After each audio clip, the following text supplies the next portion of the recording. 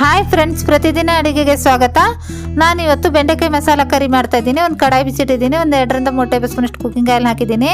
ಒಂದು 1/4 kg ಬೆಂಡೆಕಾಯಿನ ತೊಳೆದು ಚೆನ್ನಾಗಿ ಬಟ್ಟೆಯಿಂದ ಒರೆಸಿ ಈ ಥರ ಕಟ್ ಮಾಡ್ಕೊಂಡಿದ್ದೀನಿ. ಈ ಥರ ಕಟ್ ಮಾಡಿರೋ ಬೆಂಡೆಕಾಯಿನ ಹಾಕಿ 3ರಿಂದ 4 ನಿಮಿಷ ಚೆನ್ನಾಗಿ ಫ್ರೈ ಮಾಡಿ. 3ರಿಂದ 4 ನಿಮಿಷ ಚೆನ್ನಾಗಿ ಫ್ರೈ ಮಾಡಿದ ನಂತರ ಒಂದು ಪ್ಲೇಟ್ನಲ್ಲಿ ತೆಗೆದುಬಿಡಿ. ಮತ್ತು ಒಂದು 2 ಚಮಚದಷ್ಟು ಕುಕ್ಕಿಂಗ್ ಆಯಿಲ್ನ ಹಾಕಿದ್ದೀನಿ. ಎಣ್ಣೆ ಬಿಸಿ ಆದ ನಂತರ ಒಂದು 1/4 ಟೀ ಸ್ಪೂನ್ ಸಾಸಿವೆ, ಒಂದು 1/4 ಟೀ ಸ್ಪೂನ್ ಜೀರಿಗೆ, ಒಂದು ಸ್ವಲ್ಪ ಕರಿಬೇವು ಎಲೆನ ಹಾಕಿ 1 ಟೀ ಸ್ಪೂನ್ ಅಷ್ಟು ಬೆಳ್ಳುಳ್ಳಿನ ನೈಸಾಗಿ ಕಟ್ ಮಾಡಿ ತೊಗೊಂಡಿದ್ದೀನಿ. ಬೆಳ್ಳುಳ್ಳಿನ ಹಾಕಿ ಒಂದು ಸ್ವಲ್ಪನೇ ಫ್ರೈ ಮಾಡ್ಕೊಳ್ಳಿ. ನಂತರ ಒಂದು ಈರುಳ್ಳಿ ಹಾಕಿ ಈರುಳ್ಳಿ ಕಲರ್ ಚೇಂಜ್ ಆಗೋವರೆಗೂ ಫ್ರೈ ಮಾಡ್ಕೊಳ್ಳಿ.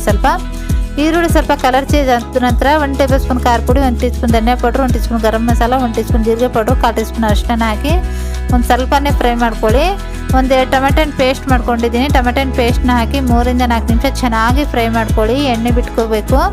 ಈ ಥರ ಚೆನ್ನಾಗಿ 3ರಿಂದ 4 ನಿಮಿಷ ಫ್ರೈ ಮಾಡ್ಕೊಂಡಿದ್ದೀನಿ. ನಂತರ ಉರಿನ ಫುಲ್ ಕಡಿಮೆ ಇಟ್ಟು ಒಂದು 4 ಟೇಬಲ್ ಸ್ಪೂನ್ ಅಷ್ಟು ಮೊಸರನ್ನ ಹಾಕಿ ಸಿಮ್ನಲ್ಲಿ 2ರಿಂದ 3 ನಿಮಿಷ ಚೆನ್ನಾಗಿ ಫ್ರೈ ಮಾಡ್ಕೊಳ್ಳಿ.